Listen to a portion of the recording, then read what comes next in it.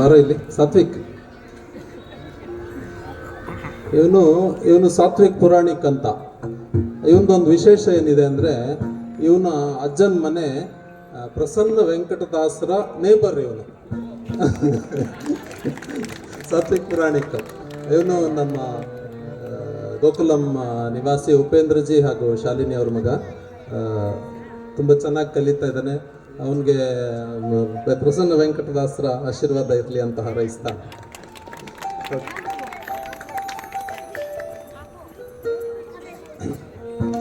So ಹೀಗೆ ಕೃಷ್ಣನನ್ನು ಸ್ವಾಗತ ಮಾಡಿದ್ವಿ.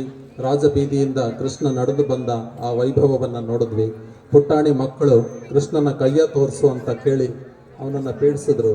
ಅಲ್ಲಿಂದ ನಾವು ನೋಡಿದಾಗ ಕೃಷ್ಣ ತುಂಬ ಒಳ್ಳೆ ಅಲಂಕಾರ ಮಾಡ್ಕೊಂಡು ಬಂದಿದ್ನಂತೆ. ಪುರಂದರದಾಸರ ಒಂದು ರಚನೆ, ಈ ಹಾಡಲ್ಲಿ ಹೇಳ್ತಾರೆ ಅವನ ಅಲಂಕಾರ ಹೇಗಿತ್ತು ಅಂತ ವರ್ಣಿಸ್ತಾರೆ. ಹಾರ ಪದಕ ಕೆಯೂರ ಕಿರೀಟ ಮೀರಿ ಹೊಳೆಯುವ ವೀರ ವಪುರಿಯಲ್ಲಿ ಕಂಕಣ ವಂಕಿಯ ಕಿಂಕಿಣಿ ಶಬ್ದದೊಂದಿಗೆ ಶಂಖ ಚಕ್ರಗಳ ಪಂಕಜ ಹಾರವನ್ನು ಧರಿಸಿದ ಮುತ್ತಿನ ಗುಚ್ಚುಗಳನ್ನೆತ್ತಾಡುತ್ತ ಹರಿ.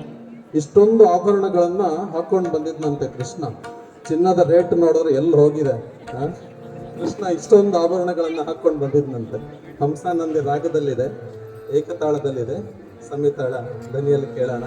ತಾತ್ತ ದಿಮಿತ ದತ್ತಾತ್ತ ದಿಮಿತ ಧಿಮಿಕಿ ಎನ್ನುತ್ತ ಹರಿ ಆಡಿದನು.